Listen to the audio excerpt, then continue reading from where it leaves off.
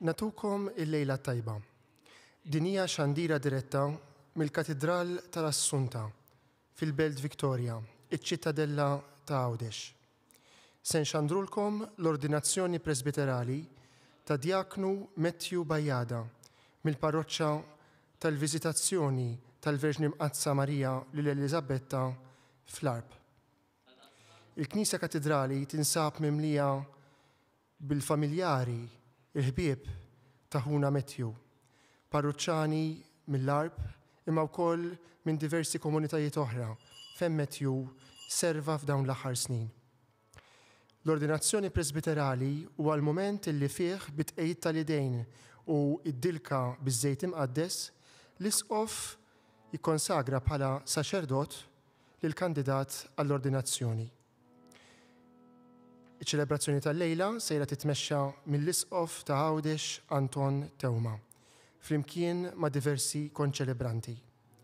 Il-kor djoċesan taż-żgħażagħ taħt id-direzzjoni ta' Dorien Portelli u Bejmi Rapa fuq l-orgni sejjer jesegwixxi l-qudiesa verżjoni bil-Malti Pane di Vita Nuova ta' Marco Frisina. Jina nilqa lil daw kollha li jinsabu ma' qodimmana għal din ix-xandira kemm permezz tat-televiżjoni, partikolarment fuq Shake TV, fuq ir-radijiet, Radio Marija u radijiet oħrajn komunitarji li qed jingħaqdu magħna, kif ukoll fuq il-mezzi soċjali ta' Djoċesi ta' Għawdex u oħrajn ikkollegati magħna.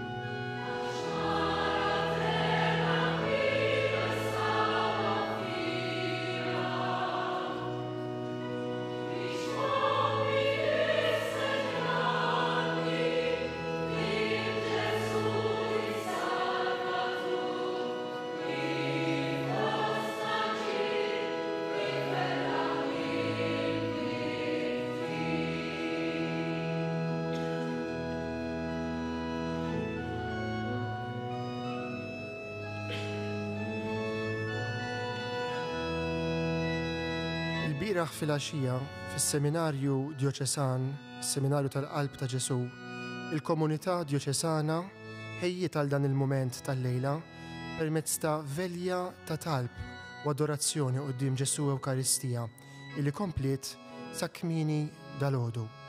Il-poplu Talla llum jifraħ illi iktar tard il-lejla f'din iċ-ċelebrazzjoni se jkollu presbiteru ġdid.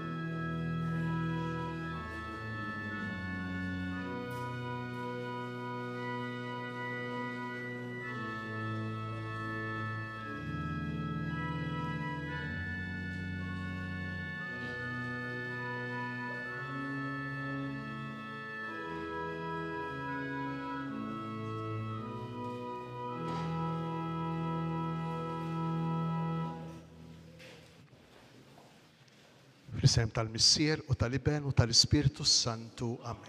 Il-grazzja ta' Sidna Ġesu Kristu, l-imħabba ta' Alla u l-għaqda fl-Ispirtu Santu tkun magħkom ilkoll. Eżis ħuti saċerdoti, eżis insara, Aziz Matthew, inġbarna fl-imkien il-lejla biex nilqgħu id-don ta' Alla, nilqgħu rigal kbir ta' Alla, ir-rigal tas-sejħa, ir-rigal tal-identifikazzjoni tal-persuna ta' Matthew mal-persuna ta' Ġesu, ir-rigal tal-Ministeru, marbut mar-rigal tal-missjoni. Matthew mibgħut. Biex nitħejjew tajjeb ħalli nilqgħu dawn ir-rigali li l-Mulej jixtieq jagħtina l-lejla, ejjew narfu li aħna ma jisħoqilniex li aħna mitimbin. B'umiltà imma wkoll b'fiduċja sħiħa nitolbu lil Mulej ikollu ħnina minna.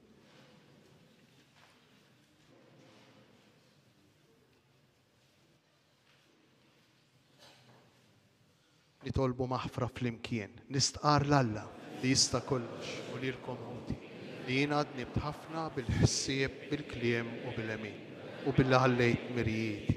Ħtija tiegħi, l-ikbar ħtija tiegħi. Għalhekk nitlob lill-imqadsa Marija dejjem Verġni, lill-anġli lill-qaddissin kollha u lilkom ħuti biex titolbu għalija lill-Mulej Alla tagħna.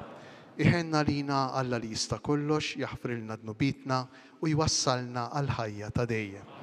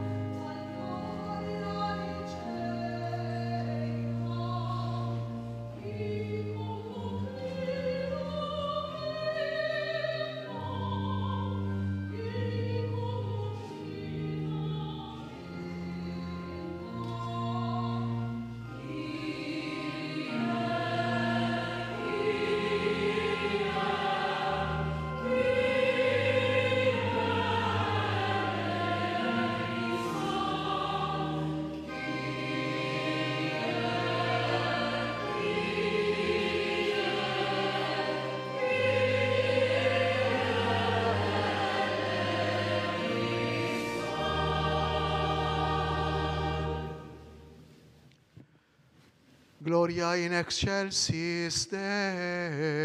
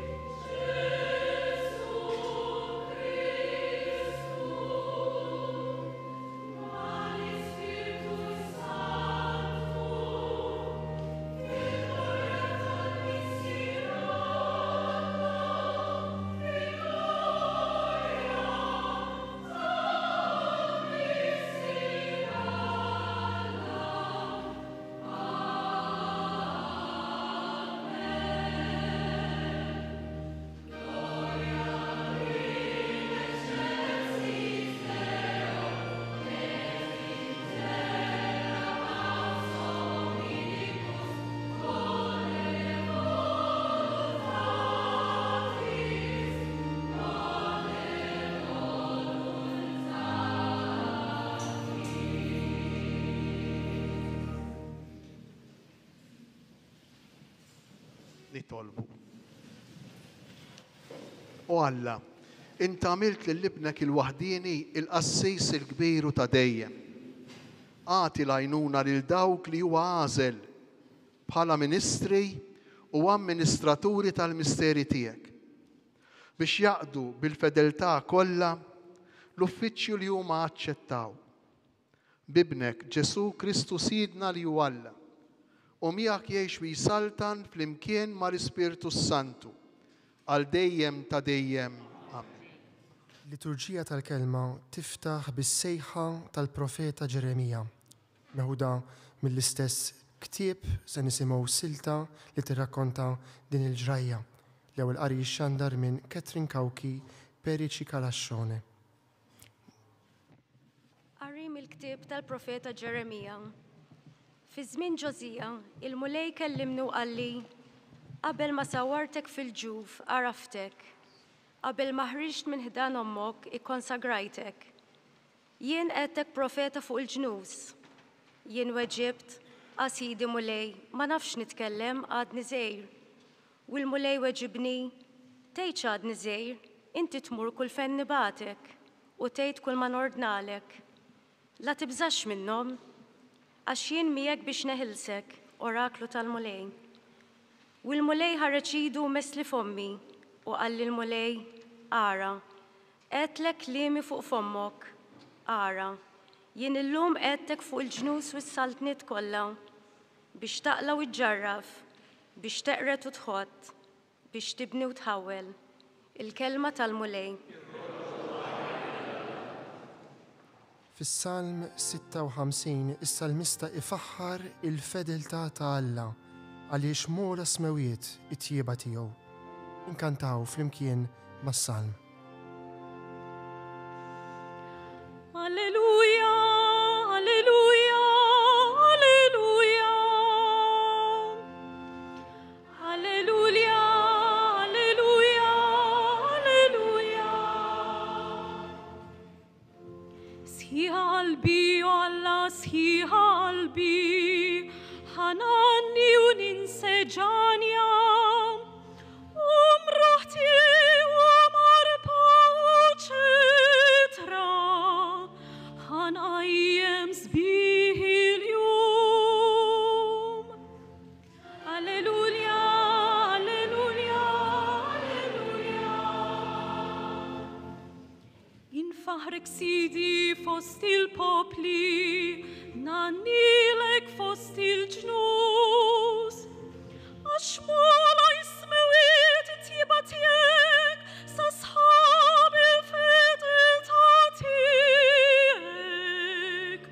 U l-alfum jismewiet o Alla, uri l-glorja tiegħek fuq l-art kollha. Alleluja, alleluja, alleluja. Wara l-kant tas-Salm, kompost minn Father Michael Kurmi, kantat minn Kristabel Formosa, nisimgħu issa lil San Pietru l-Apostlu fl-ewwel ittra tiegħu jagħmel eżortazzjoni lil presbiteri biex ikunu rajja skont il-qalb ta' Alla. Qari mill-ewwel ittra ta' San Pietru Apostlu. Eżis, nitlob lil presbiteri li hemm foskom bħala presbiteru jien ukoll u xhud ta' tbatija ta' Kristu u bħala wieħed li għandu sem mill-glorja li għad trid tiġi.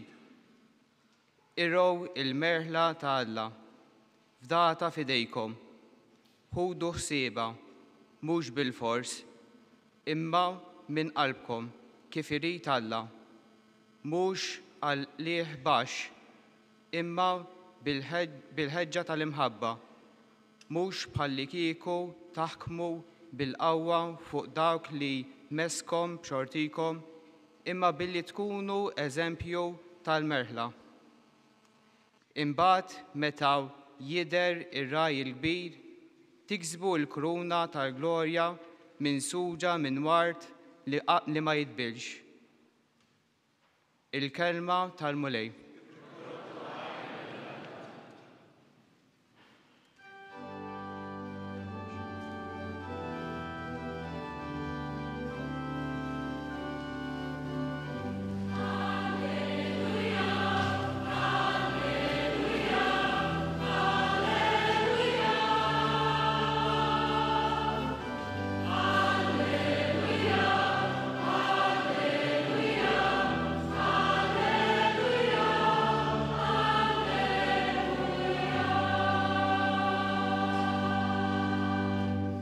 minħabba fikom nagħti ħajti jgħid il-mulej għax biex huma wkoll ikunu imqazza permezz tal-verità.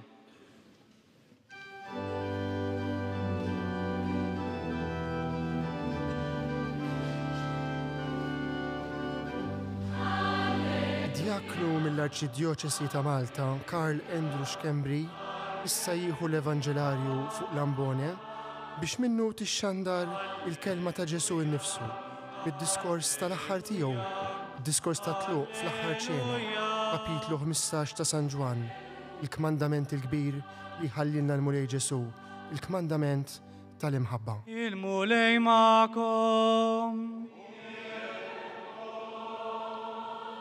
Qari mill-Evanġelju skont San Ġwan.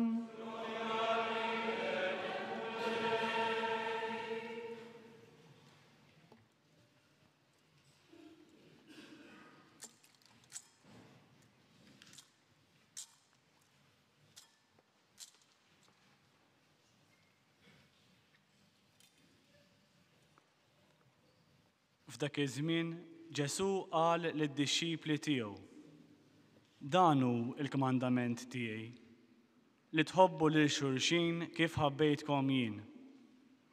Ħadd ma għandu mħabba akbar minn din, li wieħed jagħti ħajtu għal ħbiebu. Intom ħbiebi, jekk tagħmlu dak li jiena nikkmandalkom.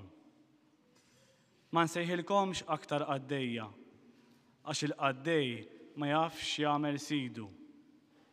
Sejjaħtilkom ħbieb, għaliex kull ma smajt mingħand missieri jiena għarraftulkom.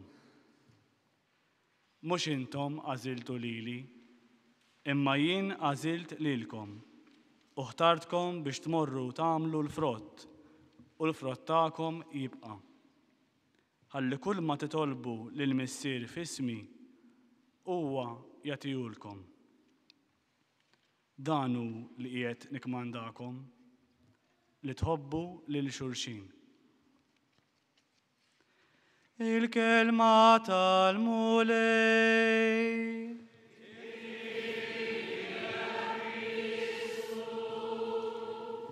Nibqgħu bil-wieqfa sabiex nirċievu l-barka tal-kelma ta' Alla. Waqt li id-diaknu jieħu l-ktib tal-Vanġelu lill-isqof sabiex bih ibirek lill-ġema, dritt wara x-xandri tal-Vanġelu qabel l-omilija se nassistu għall-ewwel tappa biex ngħidu hekk din il-liturġija tal-ordinazzjoni presbiterali, dik li tissejjaħ l-għażla tal-kandidat. Il-kandidat tal-ordinazzjoni presbiterali jiġi imsejjaħ bismu u jersaq fin-nofs waqt li ir-rettur iwieġeb lill-isqof għall-mistoqsijiet li għamillu dwar jekk il-kandidat tal-ordinazzjoni presbiterali huwiex imħejji u dispost sabiex jirċievi dan is-sagrament tal-ordni sagri. Jersaq dak li se jkun ordnat presbiteru. Matthew Bajjada, mill-parroċċa taż-Żjara tal-Verġni Marija fl-Arb. Hawn jien.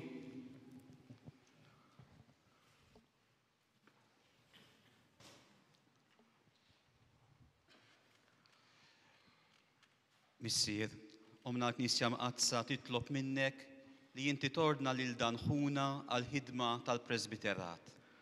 Taf jekk jistħoqlux? Jiena nixed li sar tħarriġ fuq u fost il-poplu nisrani, instemet il-fema ta' kull min kien fi dmir li jagħti l-parir tiegħu fuqu u minn dan kollu instab li huwa jistħoqlu l-ordinazzjoni. Blajnuna tal-mulej Alla u tas-Salvatur tagħna Ġesu Kristu, aħna naslu lil dan ħuna għall-ordni tal-presbiterat. Ir-roddu ħajr il-Alla. Wara illi id-diaknu Matthew Bajjada qal l-hawnjien tiegħu quddiem l-isqof, u aħna assistejna għal dan il-moment importanti f'din iċ-ċelebrazzjoni tal-lejla, issa ser nisimgħu l-omelija f'din iċ-ċelebrazzjoni mill-Isqof ta' Għawdex Anton Tewma, illi minn hawn ftit tal-momenti oħra sejjer jordna lil dan ħuna Matthew għall-ordni tal-Presbiterat. Nisimgħu għalhekk ir-riflessjoni hawnhekk fil-Katedral ta' Għawdex tal-Isqof Anton Tewma. Aziz Matthew, eżis ħuti fis-saċerdozju, eżis insara. Lejla qed nassistu għal xi ħaġa speċjali, xi ħaġa sabiħa ħafna, xi ħaġa kbira. Jekk nixtieq nibda din ir-riflessjoni tiegħi lejla billi nagħmel mistoqsija li nħoss li tottalina l-koll. Jekk li ma naħsbu li l-ikbar marda illi l-bniedem tal-lowm jista' jsib ruħu fija. Jew aħjar li ma naħsbu li l-ikbar marda u l-iktar marda li tista' tittieħed u li ħafna drabi l-koll kemm aħna ngħaddu minnha. Tgħidulix l-influenza, tgħidulix l-ġeħ ta' ras, tgħidulix l-indiġestjoni. Naħseb li taqblu miegħi illi l-ikbar marda li l-bniedem jista' jgħaddi minnha u sfortunatament ħafna ngħaddu minnha hija l-marda tal-egojiżmu. L-ewwel jien, imbagħad jien, imbagħad jien, imbagħad jekk jibqa' jien ukoll. U naħseb li kollha kemm aħna ngħixu u nħossu l-konsegwenzi koroħ u ħżiena ta' din il-marda tal-egojiżmu. Araw x'jiġri pereżempju ġo familja fejn tonqos il-ġustizzja u xi ħadd fost l-aħwa ikun irid jaħtaf, jakkwista u jikseb iktar mill-oħrajn. X'jiġri ġo dik il-familja? Araw x'jiġri meta fuq ix-xogħol il-post ma jihdux min tassew ħaqqu, imma min jipprova jxaħħam, min jipprova jinqeda mhux b'kemm jaf imma b'min jaf, min jipprova jasal billi jitla minn fuq spallejn u minn fuq dar ħaddieħor. X'jiġri? X'konsegwenzi koroħ ikollna fis-soċjetà, ikollna fil-familja meta inħallu l-egojiżmu jagħmel bina. M'hemmx għalfejn inkompli nġib l-eżempji, għax naħseb li kull wieħed u kull waħda minna hawnhekk nistgħu noħorġu mill-bowt l-eżempju tagħna. Kull wieħed u kull waħda minna għandu l-eżempju tiegħu. Meta nfittex l-ewwel li nkun sew jien u naħseb biss f'dak li jaqbilli. Għalfejn tlaqt proprju minn din is-sitwazzjoni li ngħixu kontinwament fil-familji tagħna, fuq il-postijiet tax-xogħol, fil-parroċċi tagħna, fl-irħula tagħna. Għalfejn din il-marda mhix marda li qiegħda biss f'kategorija ta' nies, pereżempju f'dawk illi ma jafux f'skola, jew f'dawk illi jafu l-iskola, jew f'dawk li m'għandhomx flus, jew bil-maqlub f'dawk li għandhom il-flus. Għalfejn din il-marda hi l-marda ta' kulħadd u tista' tittieħed wisq iktar mill-COVID, insejnija l-COVID. Tista' tittieħed wisq iktar mill-COVID. Għaliex għax meta nibda nħares lejn dak, jew lejn dik, u ngħid dak mhux li qabillu għamel, jien għalfejn għandi noqgħod nitbaswar, għalfejn għandi noqgħod imbagħti jekk dak fis-7 daħal għax-xogħol u fit-8 mar id-dar. Għalfejn jien għandi u mingħajr ma nindunaw din il-marda tal-egojiżmu tittieħed minn wieħed għal ieħor iktar minn makja minn teba taż-żejt. Għalhekk hemm bżonn s-saċerdot. Għalhekk hemm bżonn s-saċerdot. Għax is-saċerdot huwa msejjaħ għalkemm aħna wkoll m'aħniex imjun minn din il-marda. M'għandna l-ebda vaċċejn li lilna jista' b'xi mod jeħlisna milli xi darba jew oħra naqgħu fiha.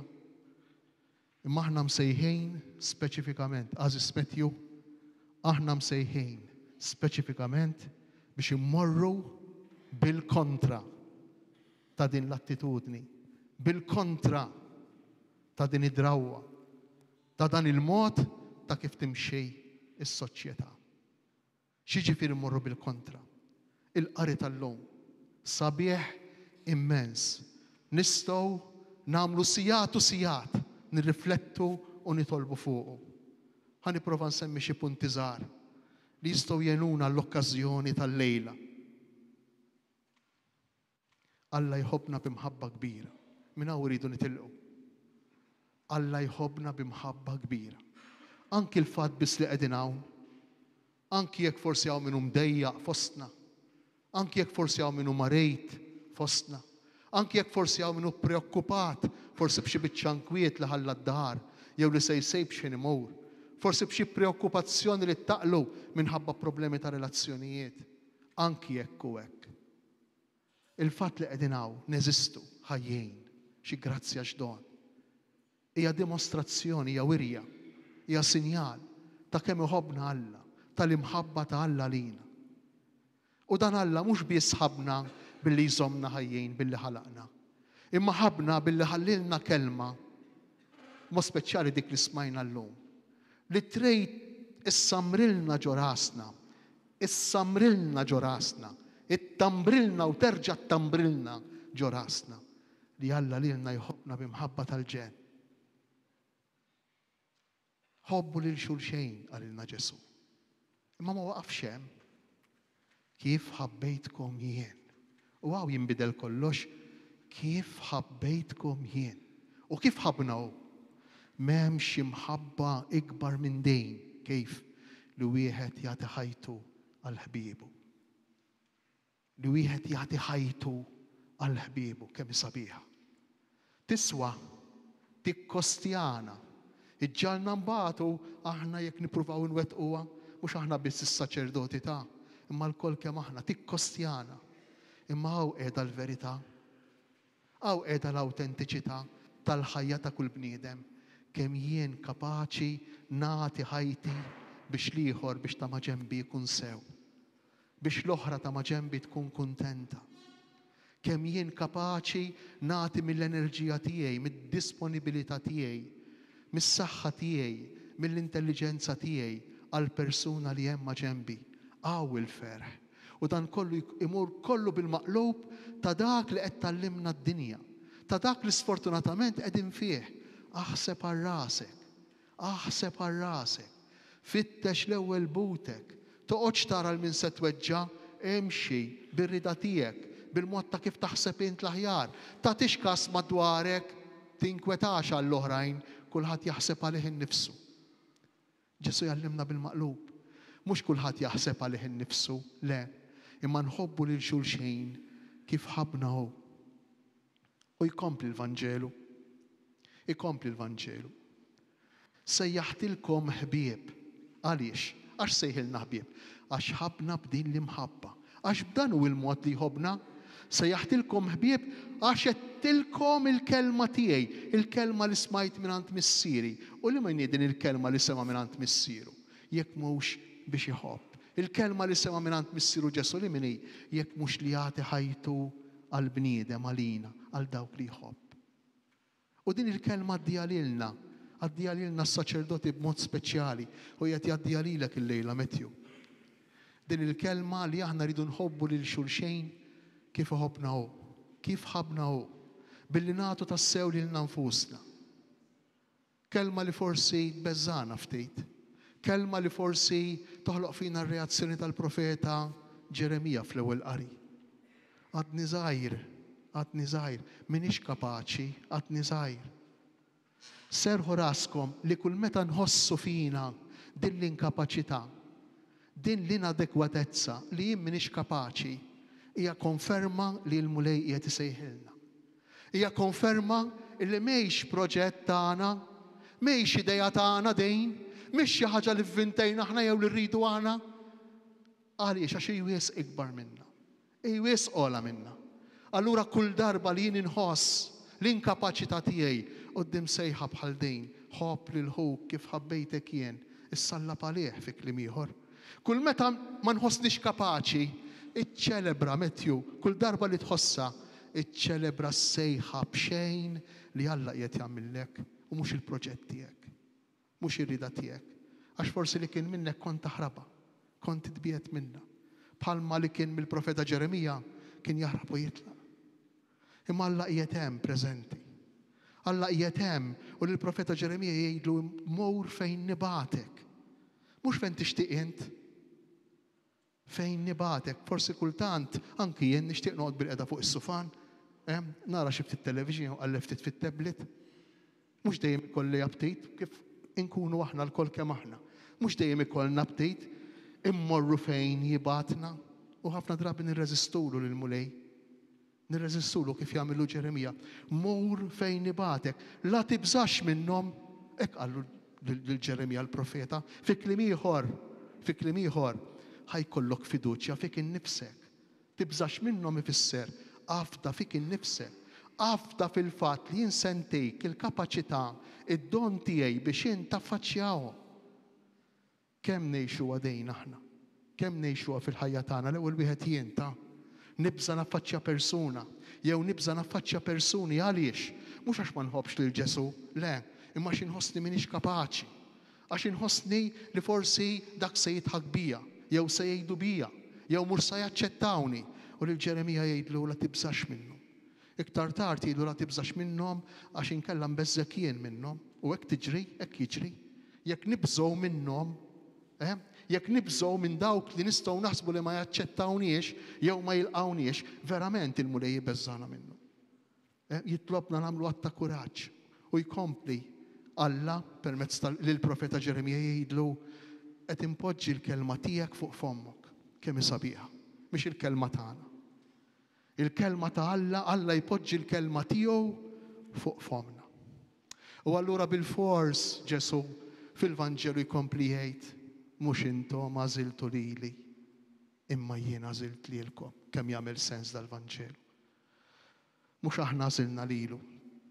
Tgħidli mhux jien rid nidħol is-seminarju, mhux jien iddeċidejt li nistudja, mhux jien ma morx l-università, forsi stajt naqbad professjoni oħra bħal kulħadd, mhux jien, mhux jint, mhux aħna. Aħna rrispondejna għal sejħa li l-mulej għamlilna. Tgħidu l-sejħa din kif saret din is-sejħa? Kif ġiet din is-sejħa? Derlek xi anġlu? Derlek xi ħadd u qallek le, kieku ġara hekk kont nippreokkupa ruħi, kont ninkwieta. Imma mhux hekk jiġri. Kif jiġri? Il-mulej tak id-don ta' familja li għandha l-valuri tal-fidi. Poġġiek f'parroċċa fejn hemm komunità li setet tissostnik. Laqqek ma' nies li b'xi mod jew ieħor lilek u lilna l-koll, li b'xi mod jew ieħor għenuna nifhmu l-proposta ta' Ġesu. L-invejt, l-istedina ta' Ġesu, il-proposta ta' Ġesu. Din il-proposta tal-lejla. Il-mart tal-egoizmu u l-proposta tal-imħabba. U inti rrispondejt għal din il-proposta. Bir-raġun Ġesu jgħid mhux intom għażiltu lili imma jien għażiltkom u intom stajtu tgħidu iwa jew stajtu tgħidu le. U ħtartkom biex tmorru tagħmlu l-frott. Hija garanzija din għalina, hija garanzija li l-tabib ma għandu, la l-avukat ma għandu, la l-accountant ma għandu, la minu fil-business ma għandu, la l-ebda professjoni oħra ma għandha. Aħna, anki jekk minn għalina apparentement falluti u fallejna fil-missjoni tagħna, skont il-klim tal-Vanġelu ta' Ġesu illum, ħanamlu l-frott dejjem. U ħafna drabi l-frott ma narawx, u Alla ħares narawh, Alla ħares narawh. Għaliex? Għax aħna naħdmu fl-intern tal-persuna. Aħna naħdmu fil-qalb tal-bniedem u hemmhekk ma jidirx. Il-frott hemmhekk ma jidirx. Ma jidirx. La jinstema, la taraħ, la jinħass u biss ta' dik il-persuna. U id-don ir-rigal li Alla jagħti lil dik il-persuna.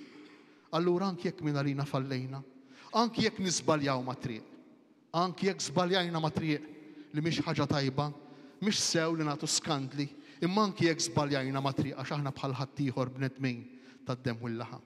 Anki hemmhekk Alla mill-iżbalji tagħna stess jaf joħroġ il-frott li jien u int aħna ma narawx. Immu kapaċi joħorġu. Għandna l-garanzija tal-klim ta' Ġesu fil-Vanġelu. Il-frott tagħkom jibqa'. Tagħmlu l-frott u l-frott tagħkom jibqa'. U allura meta aħna ngħixu Is-sejħa tagħna b'dan il-mod. Meta nippruvaw nirrispondu għal din is-sejħa b'dan il-mod, allura joħroġ ċar dak li qalilna San Pietru fit-tieni qari u nispiċċa bija sabiħa ħafna. San Pietru jagħtina il-kwalitajiet kif għandha tkun il-ħidma pastorali tagħna, kif għandha tkun il-ħidma pastorali tiegħek, Matthew.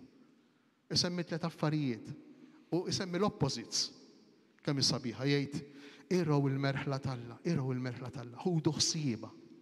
Mhux irawha biss. Ħudu ħsieba. Inti x'tieħu ħsieb?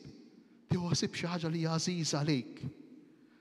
In-nies, dawn in-nies li hawn qudiemna, in-nies li għandna fil-parroċċi tagħna, in-nies li għandna fl-isptarijiet tagħna, iridu jkunu eżjes għalina. Eżjes għalina, kollha kemm aħna. Aħna msejħin biex nieħdu ħsieb il-merħla ta' Alla. Eżjes għalina u jkompli San Pietru. Ħudu ħsieba mhux bil-fors, imma bil-qalb. M'hemmx għalfejn noqgħod niddeskrivi x'jiġifieri bil-fors. Għax nafu aħna stess inħossu ġo fina jekk aħniex niraw il-merħla talla, aħniex saċerdoti, aħniex inqazzu, aħniex inqarru, aħniex nisimgħu il-parir, nisimgħu l-qrar, aħniex nagħtu pariri, aħniex nisimgħu id-dwejja u l-inkwitt tan-nies bil-fors jew bil-qalb. Din nafuha aħna kollha kemm aħna. Kemm hu sabiħ l-qari tal-lum. Aħniex naħdmu bil-fors jew bil-qalb. Jekk naħdmu bil-fors, indejqu lil dawk li naħdmu magħhom u niddejqu iktar aħna. Niġbu, niddejqu iktar aħna. Jekk naħdmu bil-qalb, nagħmlu l-ġejt tas-sew f'dawk li il-mulej afdalna fidejna u aħna dak li nagħmlu jimlina. Għax aħna mis-sirijiet jgħidulna fathers, għalhekk jgħidulna għax aħna mis-sirijiet. U l-missier il-gosti jew li jara li l-uliedu jikbru, li jara li l-uliedu jisbieħu, li jara li l-uliedu jisibu postom, jisibu l-paċi tal-qalb tagħhom. U jkompli San Pietru. Mhux għal l-ħbax. Forsi din ma tantx tottalina. Mhux se noqgħod ngħidilkom kemm jaqilgħu l-qassisejn. Però naħseb li ħafna minnkom għandkom idea ta' kemm jaqilgħu l-qassisejn. Ma fitxu kemm jaqilgħu l-qassisejn. Pero kultant jitfaċċa xi ħadd minna forsi jien kultant li nagħmel għall-flus. Nagħmel għall-flus.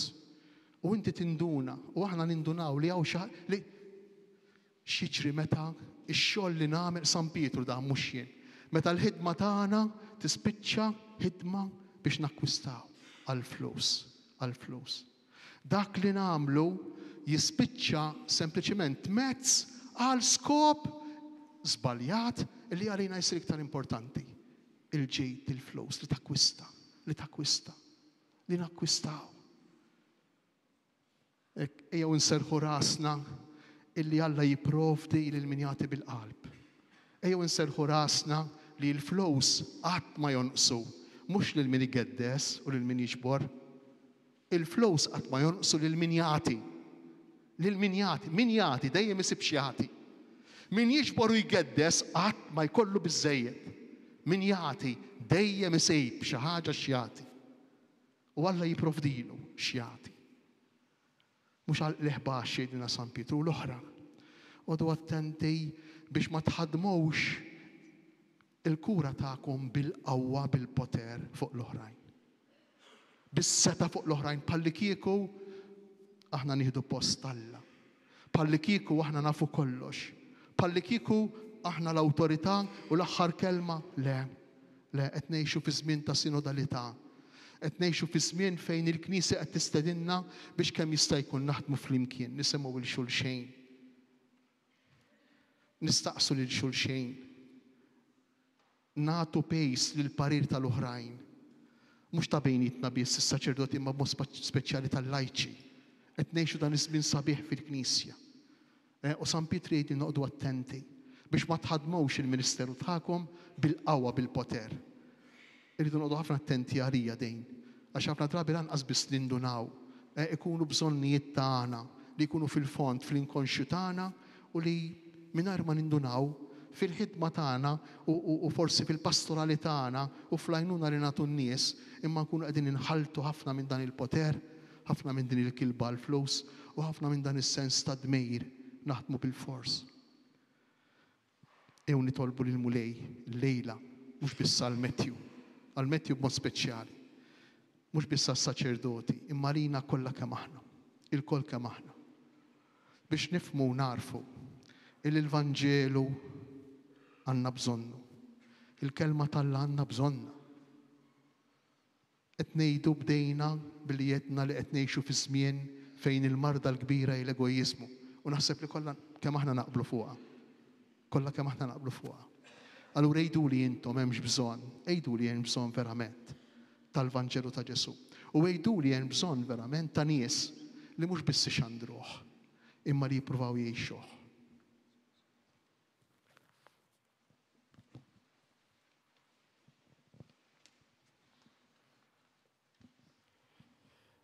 L-omelija sabiħa tal-Isqof ta' Għawdex Anton Tewma f'din l-ordinazzjoni presbiterali ta' Djaknu Mettju Bajjada fil-Katedral ta' Għawdex. Omelija b'eżortazzjoni qawwija lis-saċerdoti kollha, imma b'mod partikolari lil dan il-kandidat għall-ordinazzjoni presbiterali biex ifasslu il-ministeru saċerdotali tagħhom fuq dak ta' Kristu kif propost fil-Vanġelu li smajna llum u anki fl-ewwel ittra San Pietru l-Apostlu.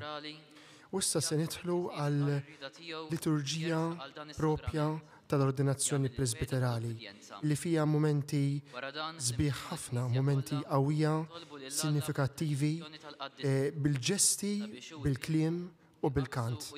L-ewwel ħaġa li sejrin nassistu għalija hija il-weda tal-mażul quddiem l-Isqof fejn iwiet ubbidjenza lill-ordinarju.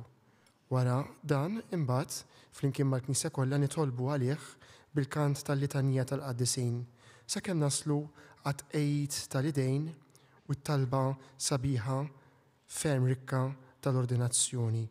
U fit-tmiem huwa jiġi mlibbes lill-bis presbiterali jiġu midluka jdejh u jingħata l-għoti tal-ħobs u l-inbit. Qabel tersaq biex tirċievi l-ordni tal-presbiterat, jeħtieġ tisqar quddiem il-poplu ir-rida tiegħek li tidħol għal dan l-uffiċċju. Trid intaqdi bla għeda l-uffiċċju tas-saċerdozju fil-grad tal-presbiteri billi taħt it-tmexxija tal-Ispirtu Santu tira l-merħla ta' Alla bħala kooperatur tajjeb tal-ordni tal-isfijiet. Iva irrid. Trid inti taqdi bil-għaqal u kif jixraq il-Ministeru tal-Kelma fix-xandir tal-Evanġelju u fit-tifsir tal-fidi Kattolika. Iva irrid. Trid inti tiċċelebra bit-tieba u l-fedeltà il-misteri ta' Kristu skont it-tradizzjoni tal-Knisja, speċjalment is-sagrifiċċju tal-Ewkaristija u s-sagrament tar-rikonċiljazzjoni għat-tifħir ta' Alla u t-qaddis tal-poplu Nisrani. Iva irrid. Trid inti flimkien miegħi titlob il-ħnina ta' Alla għal poplu fdat fidejk. Intu tħares bla għeda il-kmandament li titlob dejjem. Iva irrid. Trid inti tingħaqad dejjem aktar ma' Kristu, il-qassis il-kbir, li tali l-nifsu lill-missier bħala vittma bla teba għalina u li flimkien miegħu tikkonsagra ruħek lill-Alla għas-salvazzjoni tal-bnedmin. Iva irrid bl-għajnuna ta' Alla. Issa l-kandidat jersa aktar qrib tal-Isqof jinżel arkobteħ qudiemu u jpoġġi l-idejn tiegħu f'dawk tal-Isqof biex iwedu ubbidjenza sħiħa. Twiet rispett u ubbidjenza lili u lis-suċċessuri tiegħi. Iva inwiet. Alla li beda din l-opra tajba fik iwassala għat-tmiem. Il-Knisja tal-Qaddisin fis-sema, il-Knisja tal-Qaddisin fuq din l-art jingħaqdu flimkien f'dan il-mument sabiex jitolbu għal dan ħuna Mettju. Il-litanija tal-Qaddisin hija l-invokazzjoni tal-Knisja lil ħutna l-kbar fis-sema sabiex jieqfu ma' dan il-kandidat għal presbiterat. Ħuti Eżis, nitolbu lill-Alla, il-Missier li jista' kollox, biex fuq dan il-qaddej tiegħu Mettju li hu ħatar għall-ordi tal-presbiterat ikattar id-doni tas-sema.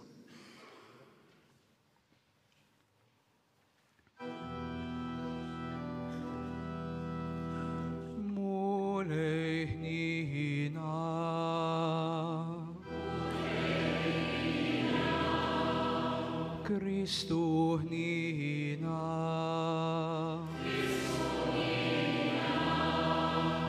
mulej ħnina,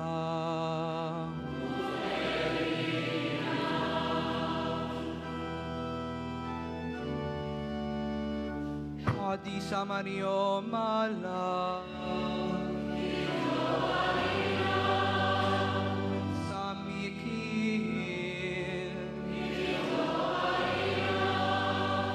Anġli għaddisa taħalla, San Juan Battista, San Giuseppe, Sant'Anna u San Joaquin, Santa Elisabetta u San Zaccaria,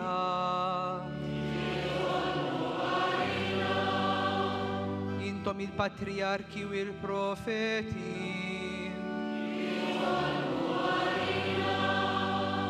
San Pietru u San Paolo, Sant'Andrea, San Juan,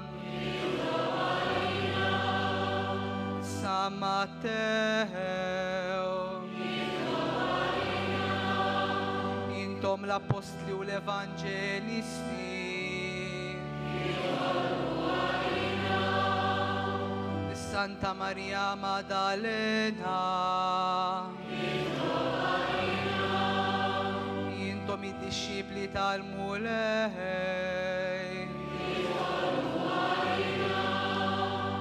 San Stefano, Sant'Ignazio d'Antiochia, San Laurens, San George, Santa Perpetua o Santa Felicità, Santa Agnese, San Dimitri, Sant'Ursula, San Massimiliano Colbe, Martri Addisa ta' Cristo, San Publio, San Girgor,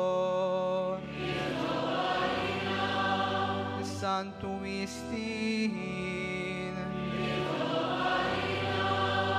Sant'Atanasio, San Basilio, San Martin, San Cirillo, San Metodio, San Giovanni 23,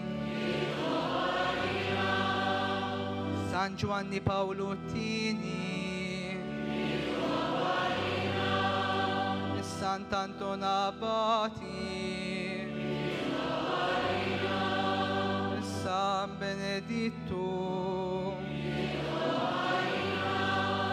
San Francisco, San Domingo, San Franġisk Saverju, San Tumas ta' Aquinu, San Giovanni Maria Vianney, San Juan Bosco, San George Preca, Santa Catarina ta' Siena, Santa Teresa ta' Gesù, Santa Teresa ta' Calcutta, Beatu Nazio Falzon, Beata Maria Deodata Pisani, Beatu Carlo Acutis, Addis incollata alla,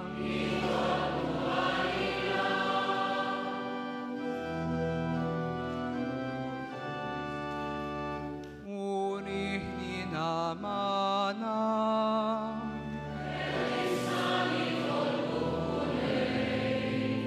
min kuldeni,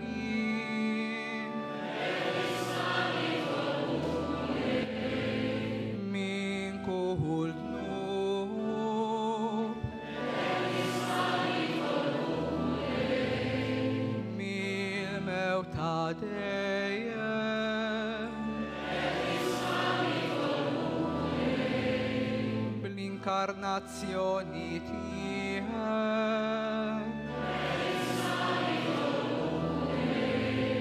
bil-mewt u l-qawmin tiegħek,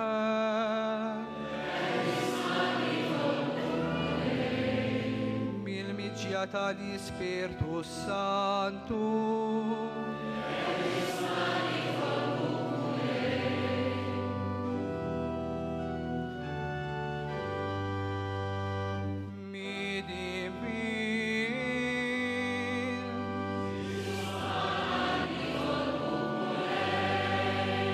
mexxi l-Knisja tiegħek u ħarisa,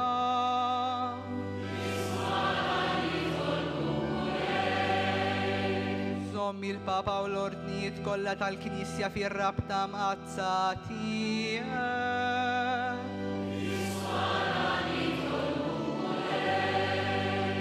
birek dan il-magħżul tiegħek,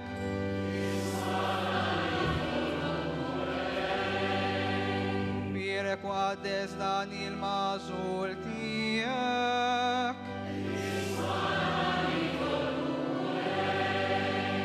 birek għaddes fi konsagra dan il-magħżul tiegħek, jibat ħaddiema ġodda l-ħsad tiegħek, ħati paċi u ftehim tassew lill-popli kollha.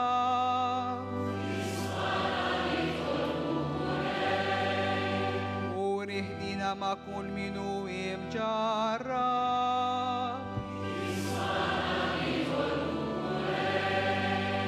Għawina u ħarisna fis-servizz imqaddes tiegħek.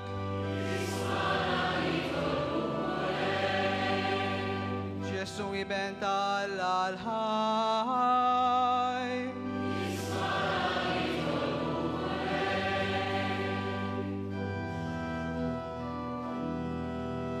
Kristus maħana.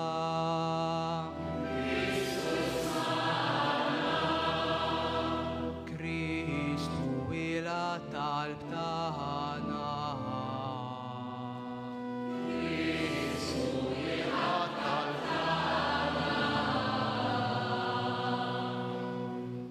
Ismana nitolbuk mulej Alla tagħna u sawwa bil-barka tal-Ispirtu Santu u l-grazzja tas-saċerdozju fuq dan il-qaddej tiegħek li aħna qegħdin nresqu quddiem il-ħarsa ħanina tiegħek biex ikun ikkonsagrat. Ibqa' għatih dejjem u bil-kotra dak li qed tagħtih issa bi Kristu Sidna. Amen. U qabel l-isqof jagħmel it-talba tal-ordinazzjoni, talba kemm xejn twila li tfisser il-ġrajja teoloġika ta' dan is-sagrament, it-tifsira teoloġika tiegħu. L-isqof issa fiskiet qiegħed idejh fuq dan il-magħżul għall-ordinazzjoni presbiterali, Huna Matthew Bajjada. F'dan il-moment aħna wkoll nitolbu fiskiet għalih.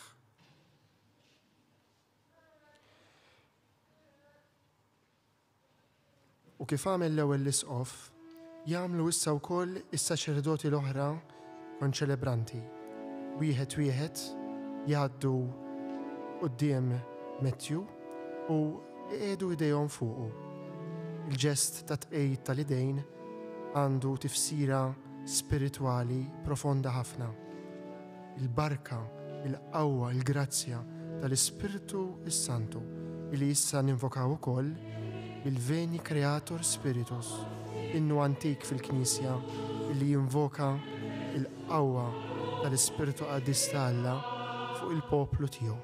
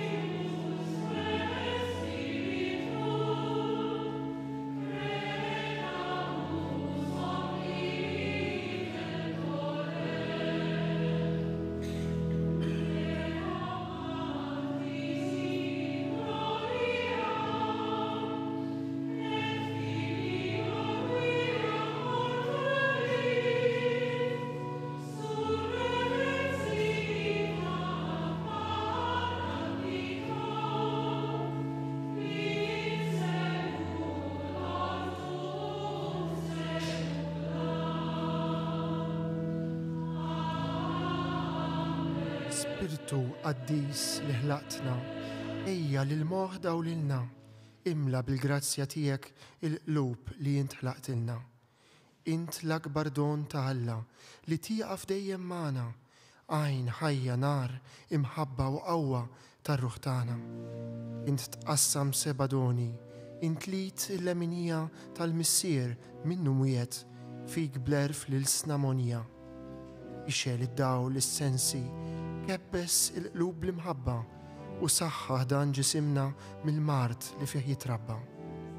Bot minna żomm il-ladu, lilna fi slim ħenjin, mexxina jent biex nibqgħu mid-deni meħlusin. Għamel li nsiru nafu bik lill-missieru li bnu, li fik spirtu li tqaddes, bla nieqfu dejjem nemnu.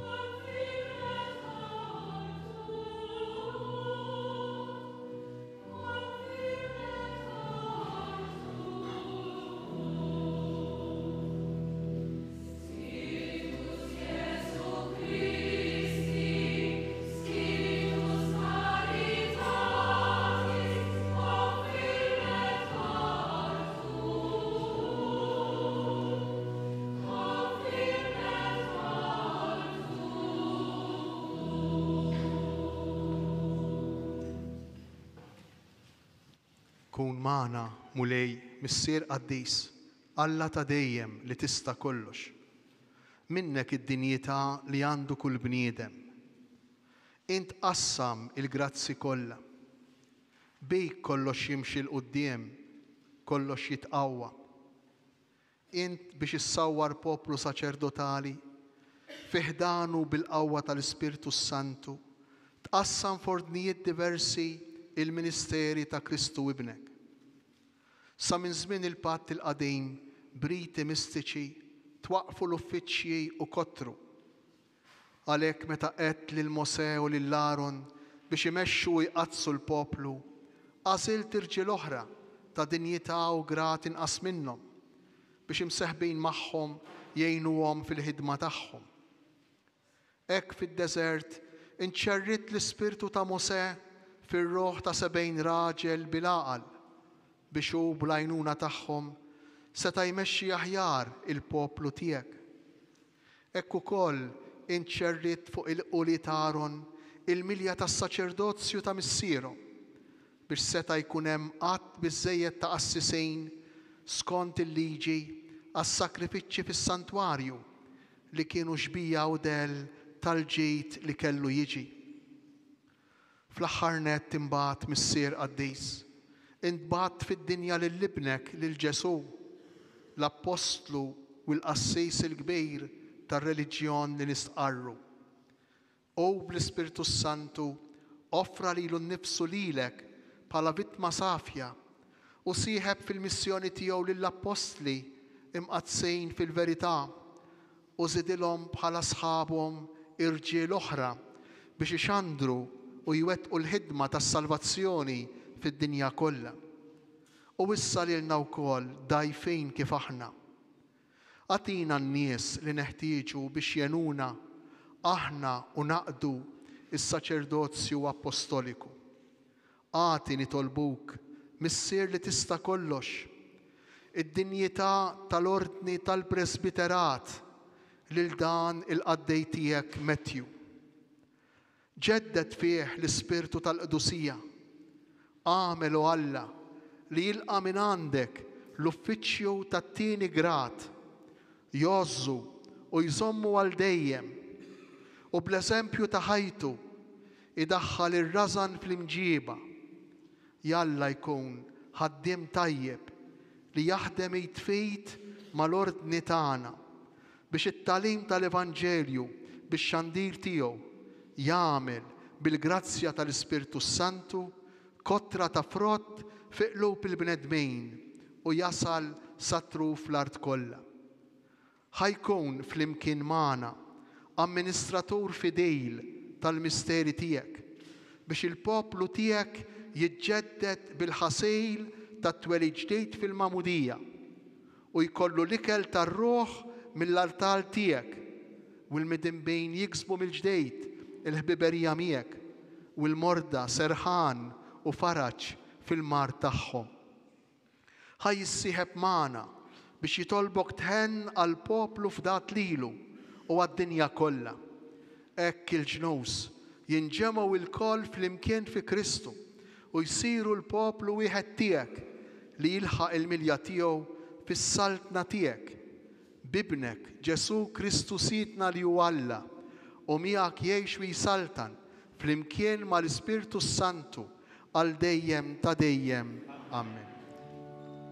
Smajna l-Isqof jagħmel din it-talba sabiħa tal-ordinazzjoni illi teħodna lejn l-oriġni tal-uffiċċju saċerdotali diġà sa mit-testament il-qadim kif dan twaqqaf fil-patt il-qadim permezz ta' Mosè u Aaron, imma kif imbagħad Ġesu Kristu meta għażel lill-apostli biex ikomplu l-missjoni tiegħu, is-saċerdoti kienu propju dawk illi komplew din il-ħidma sal-lum fil-Knisja.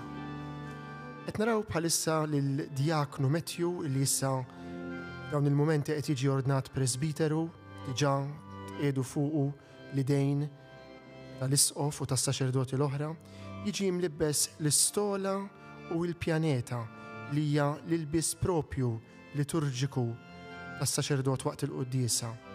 Pjaneta li twaslet mill-Arċipriet Monsignor Joseph Sultana, l-Arċipriet tal-Katedral, illi fi żmienu Matthew beda il-mixja ta' formazzjoni lejn is-saċerdozju, jiġifieri fi żmien meta Dun Joseph kien Arċipriet tal-Arb.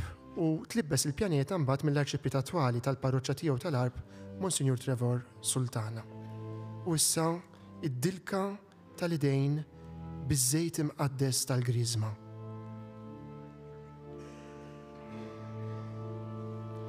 L-isqof isawwab iż-żejt fuq idejn il-mulej Ġesu Kristu li dilek li l-missier dilku bl-Ispirtu Santu u l-qawwa iħarsek ħatqaddes il-poplu Nisrani u toffri is-sakrifiċċju lill-Alla. L-użu taż-żejt fil-konsagrazzjoni tal-isqfijiet u tas-saċerdoti ġodda għandu oriġni antika ħafna. Diġà fit-Testament il-Qadim, saċerdoti, profeti, slaten kienu jiġu midluka biż-żejt bħala sinjal tal-għażla l-konsagrazzjoni tagħhom. Rajna l-użu taż-żejt ukoll reċentament is-sibt li għadda frit mill-Knisja Anglikana, rit sabiħ immens illi fih ġi konsagrat, ġi magħżul re ġdid fl-Ingilterra għaliex iż-żejt anki meta kienu jiġu magħżula il-prinċpijiet u slaten Kristjani kien jintuża fir-rit tal-inkuronazzjoni kif għadu jseħħ f'waħda mill-eqdem monarkiji Kristjani fl-Ewropa. U issa loti tal-ħobs u l-imbit illi fuq l-altar is-saċerdot jibdel bil-qawwa tal-Ispirtu Santu fil-ġisem u d-demm tal-mulej. Dawk li dejn midluka biż-żejt ikkonsagrat għandhom din il-qawwa mhux b'mertu tas-saċerdot imma bil-grazzja kbira ta' Alla illi iwettqu din il-bidla, bidla mistika illi tagħti lill-poplu tal-Alla il-ġisem u d-demm tal-mulej. Għalhekk issa l-isqof sejjer jagħti għall-ewwel darba f'idejn is-saċerdot il-ġdid Matthew il-kalċi bl-imbit, il-patena bil-ħobs, kif se naraw u nisimgħu issa.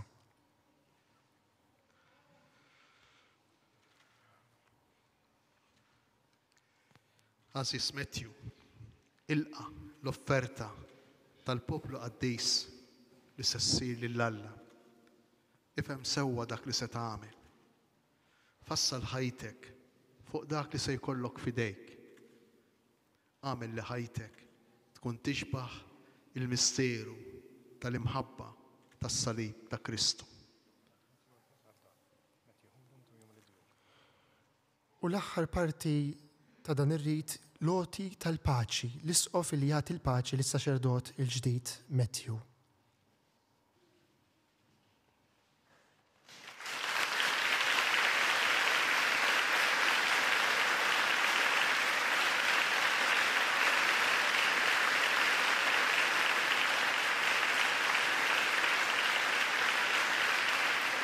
ħafna aktar minn tanniqa, ħafna aktar minn kelma waħda ta' paċi.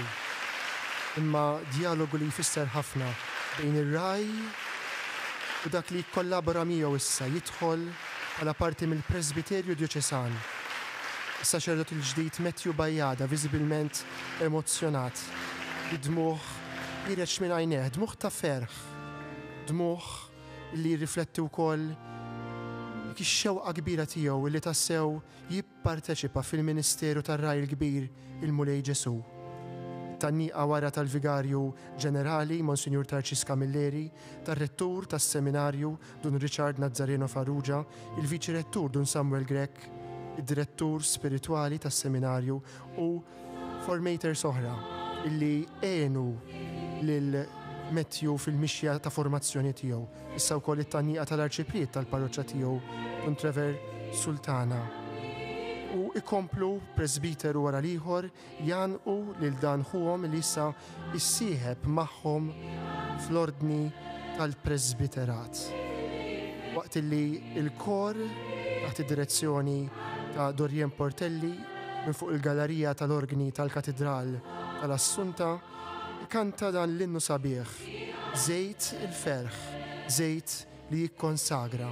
Rajna jissawab fuq idejn is-saċerdot il-ġdid dan iż-żejt li kif spjegajna għandu sinifikatek qawwi u użat mhux biss fir-rit tal-ordinazzjoni saċerdotali u episkopali, imma jintuża wkoll fil-Magħmudija, fil-Griżma tal-Isqof.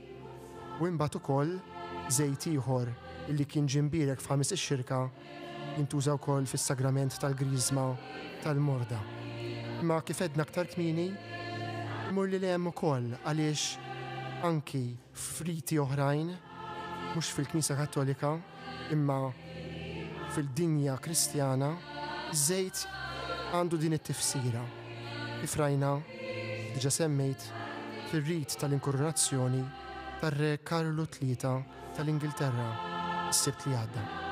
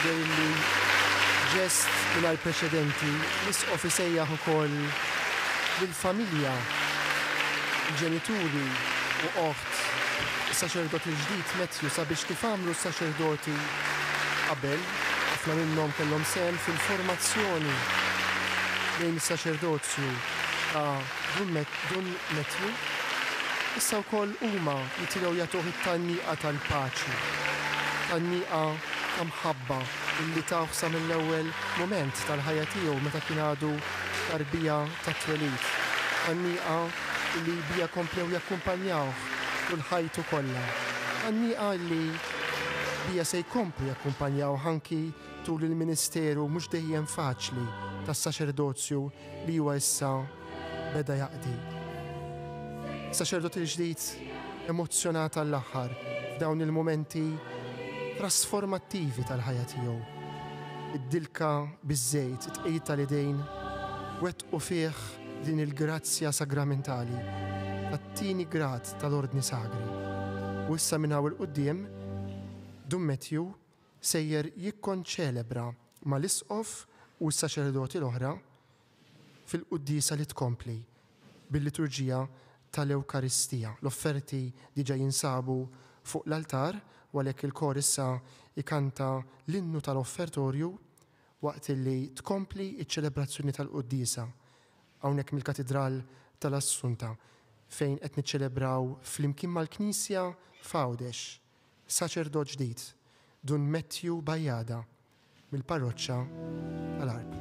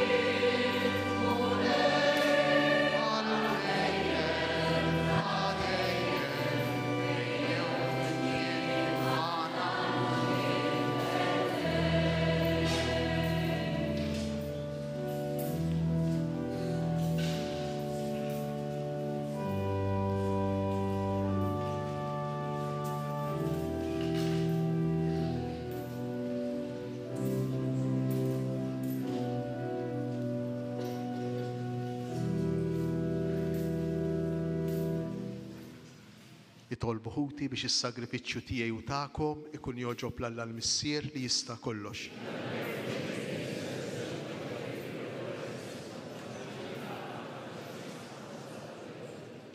U Alla intriett li s-saċerdoti tiegħek jaqdu l-artali mqazza u li l-poplu għaddejs tiegħek.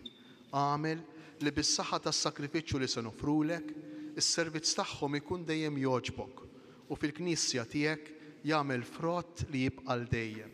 Bi Kristu Sidna. Il-mulej magħkom. Nerfgħu qlubna l fuq. Nissu ħajr lil mulej Alla tagħna. Sewwa u xieraq tas-sew mulej missier qaddis Alla ta' dejjem li tista' kollox, tajjeb u taġid tas-salvazzjoni tagħna li dejjem u kull imkien inroddulek ħajr. Inti konsagrajt lil ibnek il-waħdieni bl-Ispirtu Santu u għamiltu l-qassis il-kbir tal-patt il-ġdejд li jibqa' dejjem. U biħsib li ma bħalu oġbok tordna li s-saċerdozju waħdini tiegħu jibqa' dejjem fil-Knisja. Għax hu mhux biss iżejjen b'saċerdozzi regali lil poplu miksub minnu, iżda wkoll fl-imħabba tiegħu għalina bħala ħutu jagħżel lil xi wħud u bit-tqejjid tal-idejn iseħħibhom miegħu fil-ministeru qaddis tiegħu. U huma f'ismu iġeddu s-sagrifiċċju tal-fidwa tal-bniedem fl-ikla tal-għid li jħejju għal uliedek. Imexxu bl-imħabba il-poplu qaddis tiegħek, jgħixuh bil-kelma tiegħek u jqawwuh bis-sagramenti. Huma jiddedikaw ħajjithom għalik u għas-salvazzjoni ta' ħuthom. Iħabirku ħajsiru ġbija ta' Kristu u b'qalb sħiħa jagħtuk dejjem xhieda tal-fidi u tal-imħabba tagħhom.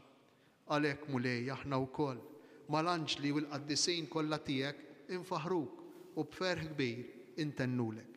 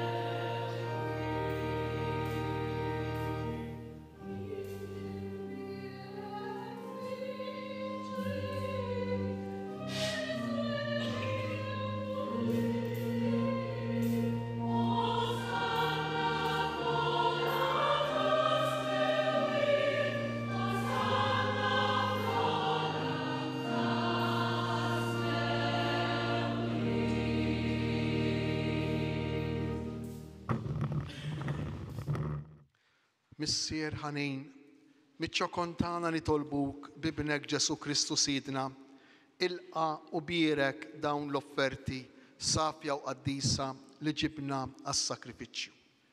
Aħna nofruhomlok l-ewwel nett għall-Knisja tiegħek qaddisa u Kattolika. Għatija sliem, ħarisa, għaqqada u mexxija mad-dinja kollha. Flimkien mal-qaddej tiegħek il-Papa Franġisku, miegħi qaddej tiegħek mingħajr ma jistħoqli. U mal-isfijiet kollha li ħadnu jistqarru l-fidi vera u kattolika li għaddewlna l-Apostli.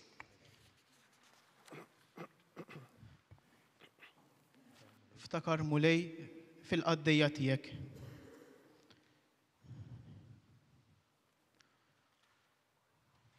U f'dawk kollha li hawn madwarna. Inta ftajjeb il-fidi u r-rabta tagħhom miegħek. Għalihom aħna nofrulek u huma wkoll joffru dan is-sagrifiċċju ta' tifħir għal ġid tagħhom u ta' qrabathom biex jiksbu l-fidwa ta' ruhom u jaqilgħu s-saħħa u s-salvazzjoni li jittamaw. Huma jresqu t-talb u x-xewqat tagħhom quddiemek. Alla ta' dejjem ħaju veru.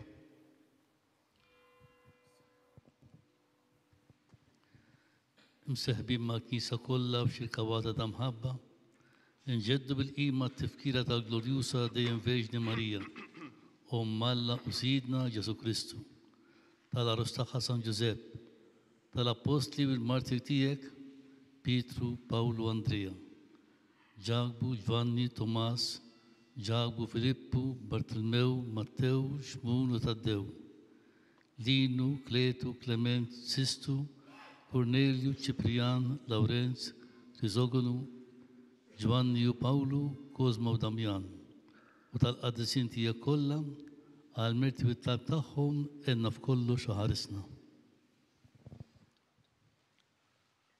Ilqa nitolbuk mulej din l-offerta tagħna u tal-familja kollha tiegħek. Nofru ilek ukoll fis-sem il-qaddej tiegħek li joġbok tresqu għall-ordni tal-Presbiterat. Fil-ħnina tiegħek ħarislu d-don li tajtu u għamel li blajnuna tiegħek jaqdi sewwa u bil-frott l-uffiċċju li jint għażiltlu għalih. Birek u Alla nitolbuk din l-offerta. Għamel li tkun kollha kemm tiegħek wettaqa għad-disa il-qaħħa biex issir għalina il-ġisem u d-dem ta' ibnek il-Aziz Sidna Ġesu Kristu. U għaw l-lejl qabel ma bata ħajl ħobs fl-idejn għad-disa u imbirka tiegħu. Refajnejh lejn is-sema lejk Alla missieru li tista' kollox. Radlek il-ħajr, birek, qasam tal id-dixxipli tiegħu u qal: ħudu u kulu il-koll minn dan għax dan huwa ġismi li jingħata għalikom. Ġisem imqaddes ta' Ġesu imsammar għalija fuq is-salib. Jiena nħobbok u nadurak, Sinjur tiegħi u Alla tiegħi.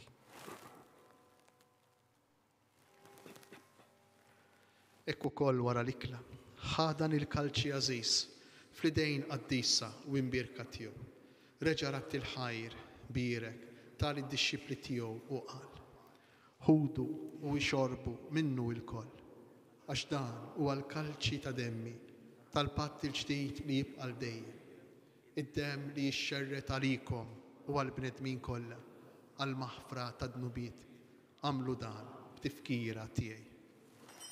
Demm imqaddes ta' Ġesu imċarċar għalija fuq is-salib. Jiena nħobbok u nadurak, Sinjur tiegħi u Alla tiegħi.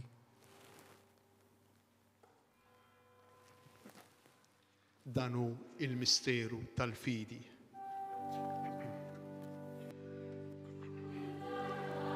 Li nieħdu dan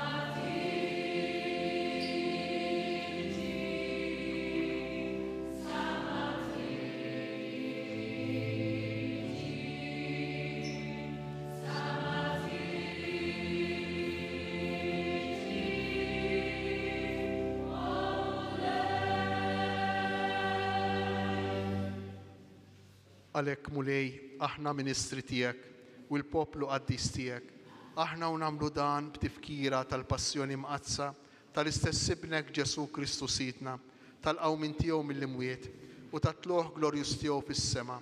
Noffru lis-seb tiegħek bla tarf mill-ġid li inti stess tajtna, vittma safja qaddisa bla teba, il-ħobs qaddis tal-ħajja ta' dejjem u l-kalċi tas-salvazzjoni bla tmiem. Ixħed fuqhom ħarsa ta' tiba u sliem, ilqaħħom bħalma oġbok tilqa l-offerti tal-qaddej ġustijek Abel, is-sagrifiċċju ta' missierna Abraham u s-sagrifiċċju li joffrilek il-qassis il-kbir tiegħek Melkisedek, sagrifiċċju qaddis vittma bla teba. Fiċċo kontana nitolbuk, Alla li tista' kollox, għamel li l-anġlu qaddis tiegħek iwassalhom quddiem l-artal tiegħek fis-sema biex aħna lkoll li nieħdu semna mill-artal u nitqarbnu bil-ġisem imqaddes ta' ibnek nimtlew b'kull barka u grazzja tas-sema. Ftakar ukoll mulej fil-qaddejja tiegħek li telqu qabilna bis-sinjal tal-fidi li ħadu fil-magħmudija u qegħdin jistrieħu fir-raqda tas-sliem. Ħenna lihom mulej u għati lilhom u lil dawk kollha li jistrieħu fi Kristu ilena id-dawl u s-sliem.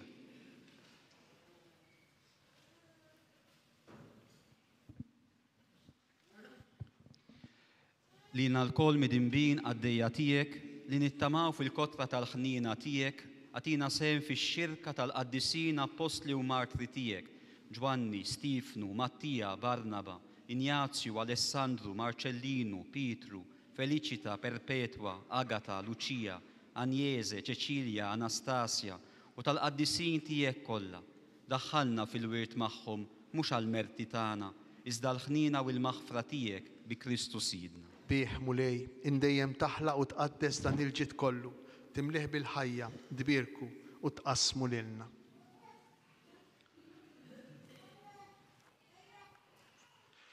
Bi Kristu ma' Kristu u fi Kristu, jingħata lilek Alla missier li tista' kollox, flimkien mal-Ispirtu Santu, kull ġieħu glorja għal dejjem ta' dejjem.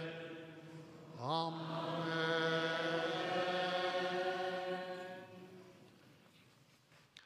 Ejjew nitolbu kif għallimna u ridna nagħmlu li ben ta' Alla għas-salvazzjoni tagħna.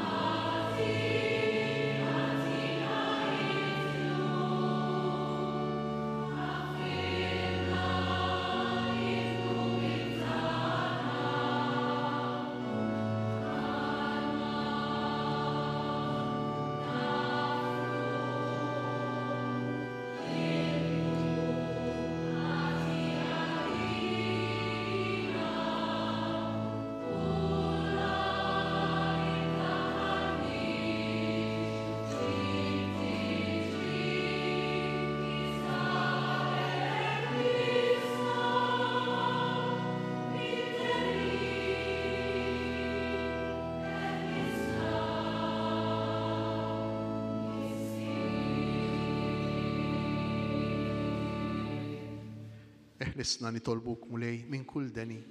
Għatina fit-tieba u l-ħnina tiegħek il-paċi fi żmienna biex inkunu ħilsa dejjem midnub u mħarsa minn kull inkwiet. Aħna u nistennew u nittamaw lejna u l-miġja tas-Salvatur tagħna Ġesu Kristu. Mulej Ġesu Kristu, li qed lill-apostli tiegħek inħallilkom isliem natikom isliem tiegħi. Tħarix lejn nubitna, iżda ħares lejn il-fidi tal-Knisja tiegħek. Għatija sliem u laqda li jien trid fija, inti tgħix wis-saltan għal dejjem ta' dejjem. Il-paċi tal-mulej tkun dejjem magħkom. Għatu l-paċi lil xulxin.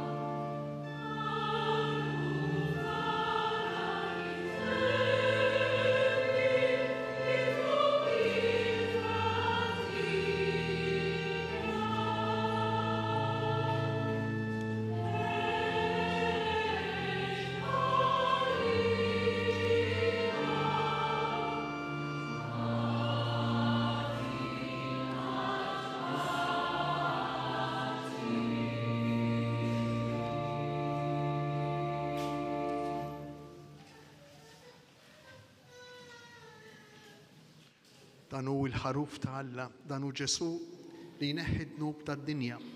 Ħenjin aħna li aħna mistiedna għal din l-ikla tal-ħaruf u lej ma jisħoqlix li tidħol taħt is-saqaf tiegħi. Stejt kelma waħda u ruħi tkun infejn.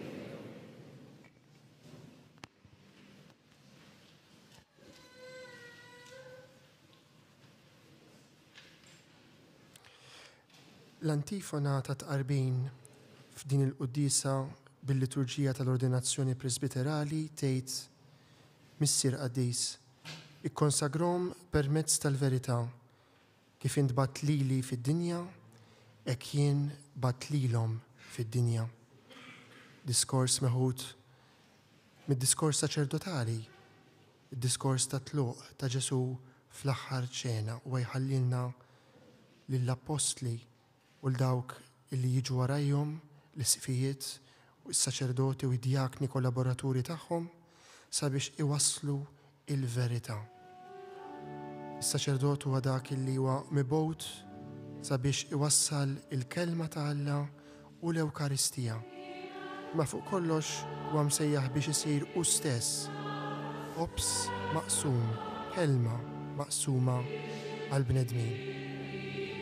Nitolbu dan il-moment għażiż ta' tqarbin, it-tqarbina tax-xewqa għall-benefiċċju tagħkom u dawk fostkom li ma jistgħux jitqarbu. Ġesu, jiena nemmen li jien tinsab ta' bilħaq fis-sagrament tal-Ewkaristija. Irrid inħobbok fuq kollox u fuq kulħadd. Inti taf li nixtieq nirċevik ġewwa fija, imma la darba bħalissa ma nistax nilqek fija sagramentalment. Għall-inqas ejja fija spiritwalment. Ejja għandi Ġesu tiegħi biex jien niġi għandek. Ħeġġiġni bl-imħabba għalik biex f'ħajti u f'mewti jiena nemmen fik, nitma' fik u nibqa' nħobbok għal dejjem. Amen.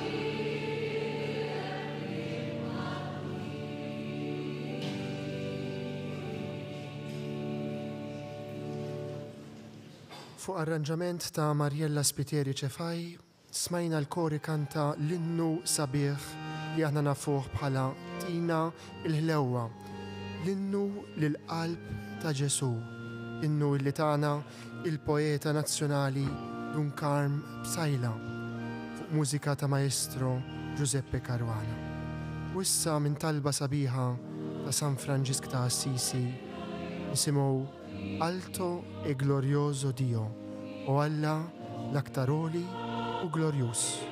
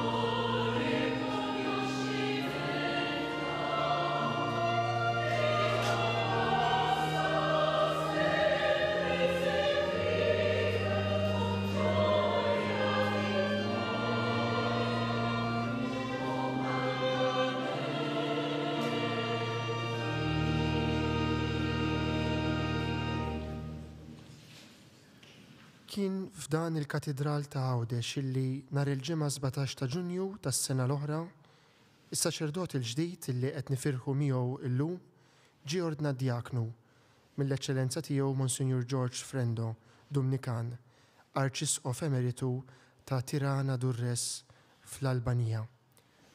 Fl-aħħar sena, is-saċerdot il-ġdid bħala djaknu kien qiegħed iwettaq il-Ministeru Pastorali tiegħu fil-parroċċa ta' San Ġwan Battista fix-Xewkija fejn għadu jagħti l-għajnuna tiegħu anke illum. Din hija l-aħħar parti tax-xandira mill-Katedral ta' Għawdex tal-Ordinazzjoni Presbiterali ta' saċerdot ġdid Dum Matthew Bajada. Għamil mulej li din il-vittma qaddisa li aħna offrejnielek u bija tqarbilna tqaddes is-saċerdoti u l-qaddejja tiegħek kollha biex inkunu dejjem maqgħuda miegħek fl-imħabba u jistħoqilna naqduk kif jixraqlek bi Kristu Sidna.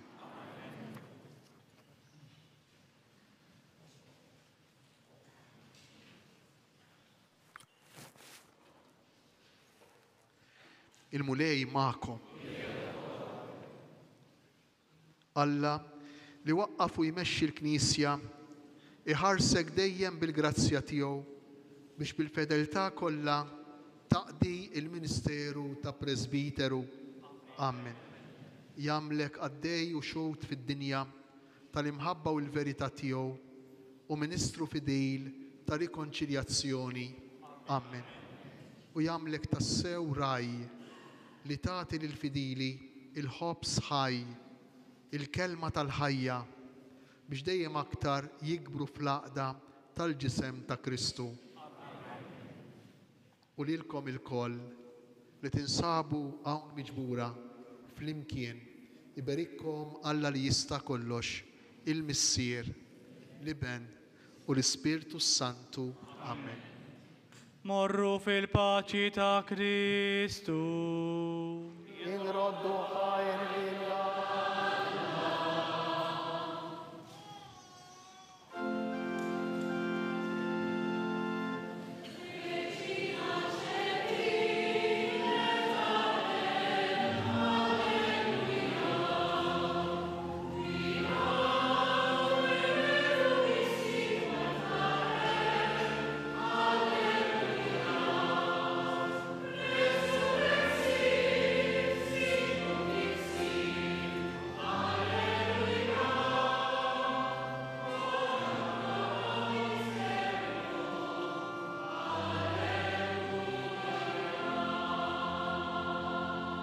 Wara it-tislima tal-lejt lill-Omna Marija, Sultana tas-Sema, issa nisimgħu l-innu sabiħ Marjan ta' dan iż-żmien ta' Mejju, x-xahar ta' Mejju, fil-ħlewwa ta' Mejju. Insellmu lill-Omna Marija, Omm il-Knisja, Omm is-Saċerdoti.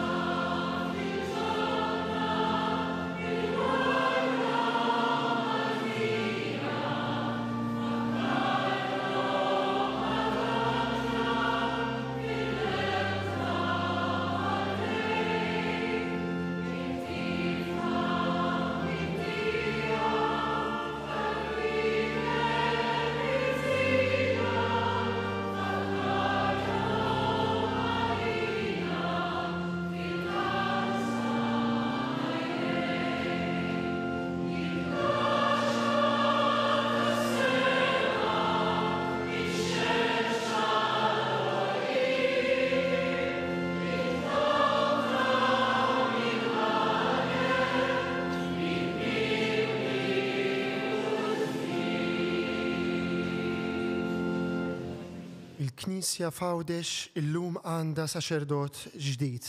Dummettju Bajjada mill-parroċċa tal-Arb tela l-ewwel darba fuq l-altar mhux iżjed bħala djaknu kif għamel fl-aħħar xhur, imma bħala saċerdot biex hu stess jiċċelebra u jagħtina l-Ewkaristija.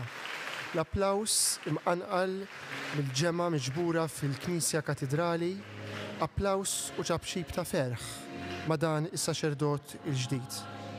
Ejja aħna niftakru f'dan il-mument fl-importanza li bħala Knisja nitolbu għal aktar vokazzjonijiet biex ir-raj il-kbir illi qatt ma jeda jsejjaħ isib tweġiba bħalma sab dik tal-profeta Ġeremija fl-ewwel qari, f'dik ta' ibnu stess, il-missier li jisma' mingħand ibnu l-kliem hawn jien ġej, bħalma sab f'Marija meta qalet hawn jien il-qaddejja tal-mulej ħajsir minni skont kentek.